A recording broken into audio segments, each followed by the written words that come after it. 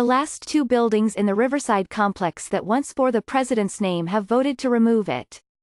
When Donald J. Trump purchased the muddy stretch of abandoned rail yards alongside the Hudson River in 1985, he envisioned building a complex called Trump City on Manhattan's Upper West Side. The deal didn't quite come together, but nevertheless, in the scaled-back version that rose between West 72nd and West 59th Streets, the word Trump was splashed in gold on 6 apartment towers. Soon none will say Trump. On Friday, the board of One Tower, 220 Riverside Boulevard, notified residents that it will remove the Trump lettering from above its front door.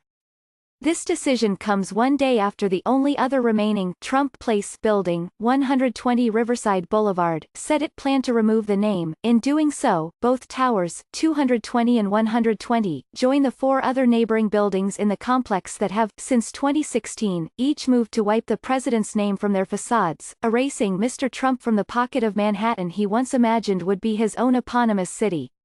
"I am just glad they're coming down, and him along with it hopefully," said Mary Stanton, 72, as she shopped in Jubilee Marketplace inside 180 Riverside Boulevard, another building formerly known as Trump. "The Trump name has no place there," she said.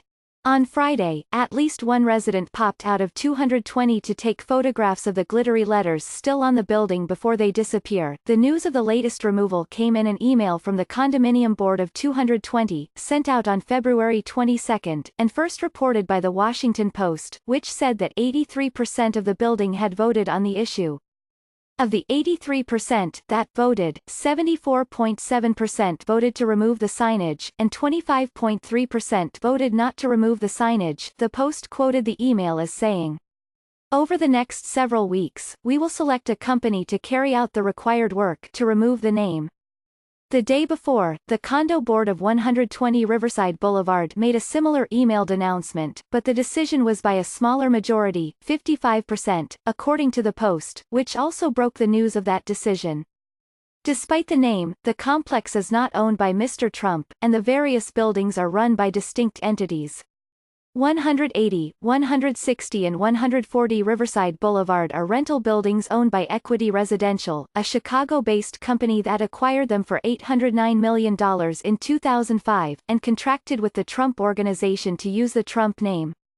The 3 others, 120, 200 and 220, are condominiums. 200 paid Mr. Trump $1 to use his name on the building, according to reports. In 2016, hundreds of tenants at 180, 160 and 140 Riverside Boulevard signed a petition to dump the Trump name, and it was removed 3 weeks before he took office. At the time, Equity said it was not a political move. The contract with Mr. Trump to use his name on the buildings had simply run out. When 200 Riverside Boulevard tried to follow suit, the condo board went to the state Supreme Court to determine if it had the right to remove the name, which the Trump Organization said was inviolable. Judge Eileen Branston ruled in the board's favor, saying the letters could be stripped from the 46-story building, pending a vote by the tenants. The last holdout, 220, hung on, not because of any fealty to the president, but because they feared litigation, according to a resident who asked that her name not be used because she did not want to anger her neighbors by discussing internal building politics. "When 200 did it, it set a precedent. We saw what was possible," she said. "Most people were like-minded in wanting it to come down, but there was a little bit of fear of what is going to happen, what sort of backlash there would be. We lived here well before we ever dreamed he would be president, but in the last 2 years it's been really awkward," the 220 resident added. "When a cab pulls up in front our building, the cab driver always says, Trump." The boards of the 2 buildings that announced the removals this week could not be reached. The Trump Organization did not respond to an email requesting comment.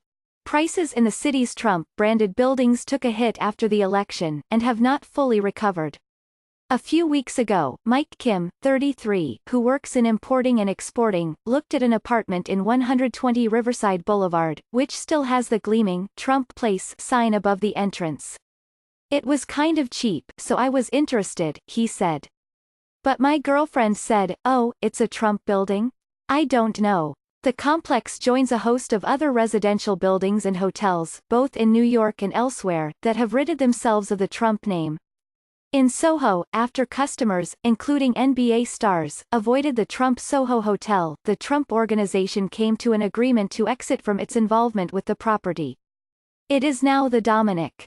About 2 years ago, a petition to the board of managers of 220 Riverside Boulevard popped up on Change.org by an anonymous, concerned resident asking to keep the Trump name. It is a part of his legacy, and it is not right to erase this legacy and erase history simply because one disagrees with some of his policies, it reads. Nevertheless, today on the Upper West Side, there appears to be only one mention of Mr. Trump's name not on its way out. At 79th Street and the West Side Highway, there is a little blue Adopt a Highway sign. It still says Donald J. Trump.